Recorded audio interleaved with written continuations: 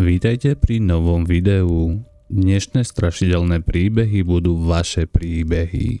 Prečítame si príbehy, ktoré sa stali vám a podelili ste sa o ne s nami. Tak zhasni svetlo a poďme rovno na prvý príbeh.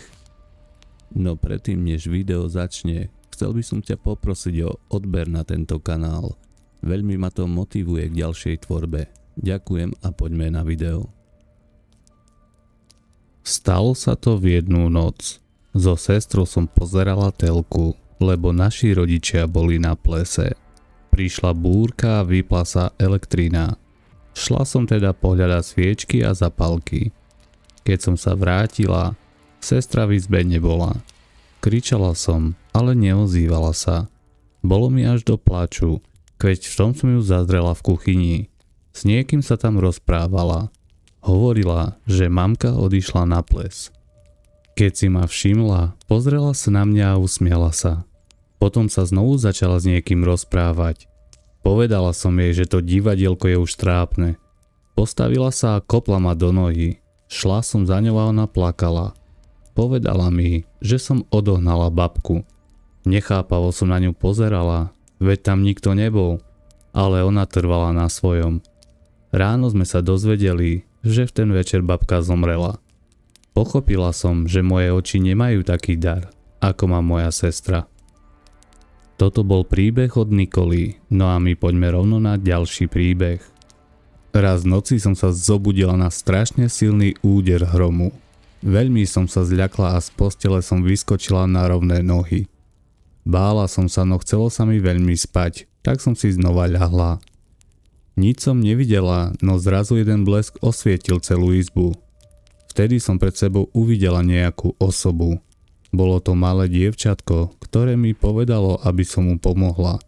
Ráno som to hovorila babke a tá mi povedala, že ešte predtým, ako sme sa sem nasťahovali, bývala tu zlá mama s dcérou. Mama ju zamkla v šope a jej dcéra tam aj zomrela. Toto bol príbeh od Petry. No a my poďme na ďalší príbeh. Mala som čivavu, volala sa Eunika. Trpela chorobou, ktorá sa nedala vyliečiť, no pravidelne sme chodili k veterinárovi. Raz som sedela v aute a mama nás viezla na injekciu. Eunika mi ležela na nohách. Pozrela som sa z okna na oblohu a videla som oblak, ktorý mi ju pripomínal.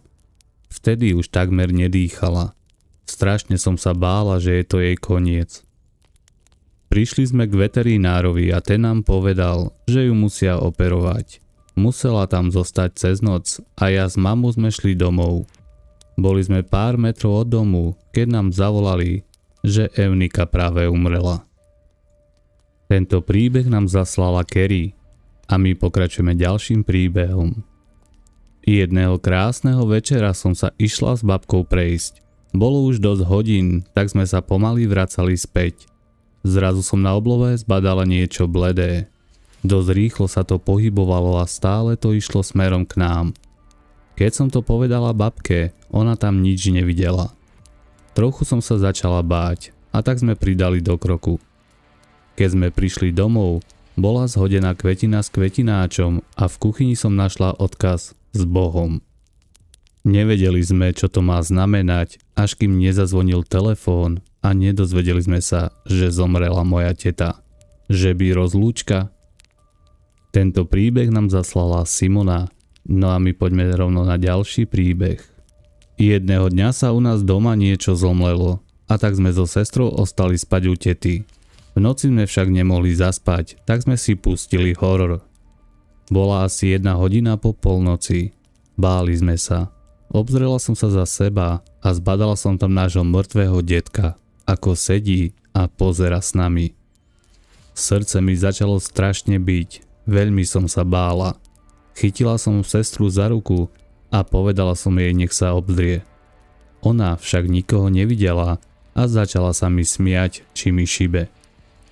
Toto bol príbeh od Domčí, no a my poďme spolu na predposledný príbeh tohto videa. Pred minulé leto sme boli s kamarátkou na chalupe u mojej babky, ktorá je silná astmatička. V jeden večer dostala záchvat, no zistila, že už nemá lieky.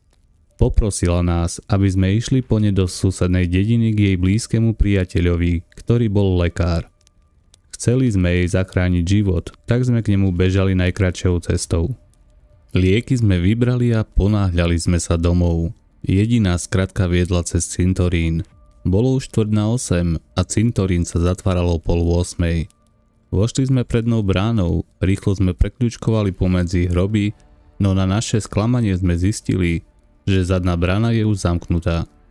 Pokúsili sme sa čo najrýchlejšie vrátiť sa ísť obkľukou, no aj predná brána už bola zamknutá. Pokúšali sme sa preliesť múr, no bol vysoký a klzký. Uprostred noci sa stalo niečo nezvyčajné. Nevedeli sme, čo to bolo, no zistili sme, že tam chodí starý muž oplakávať hroby. Zobudili sme sa, až keď správca cintorína otváral brány. Rýchlo sme sa postavili a bežali preč. Keď sme dorazili k babkinej chalupe, nikto nebol doma. Susedia nám povedali, že babka je v nemocnici. Poprosili sme, aby zavolali našim rodičom.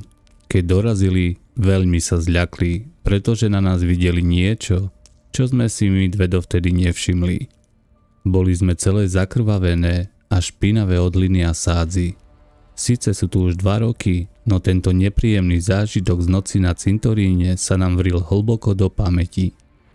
Tento príbeh nám zaslala Katka a Nina, no a my poďme spoločne na posledný príbeh tohto videa. Tieto prázdniny sme boli v tábore. Bývali sme na fare a vedľa bol dedinský kostol. V poslednú noc sme sa rozhodli, že si ju užijeme a oslavíme meniny a narodky báb, čo boli na izbe. Od kuchárky sme si vypýtali veľkú misu, do ktorej sme si nakombinovali rôzne druhy čipsov. Keďže bol spln, blížila sa polnoc a my sme boli naozaj strašne pojašené, s kamoškou sme začali kričať z okna na celú dedinu. V tom sme zbadali nejaký čudný tieň, ktorý ako keby liezol hore po múroch kostola. Hneď sme zavreli okno. Ostali sme v šoku, ale keď sme to povedali babám, zhodli sme sa na tom, že sa nám to len zdalo a išli sme spať. Ráno sme však mali taký čudný pocit, preto sme išli za animátormi a povedali im, čo sme videli. Hlavná animátorka Kamila nám povedala, že zhruba pred rokom tu jedno dievča skočilo zo strechy, lebo sa s ňou rozišiel jej chalan. To dievča sa volalo Zuzka a neprežila to. A práve v ten večer bolo Zuzany. Tento príbeh nám zaslala Katarína. Tak a to bolo všetko pre dnešné video. Ďakujem vám za vaše príbehy. Ak máte aj vy nejaké, o ktoré sa chcete podeliť, napíšte mi ich a ja si ich prečítam v ďalšom videu. Dovtedy majte sa na pozore.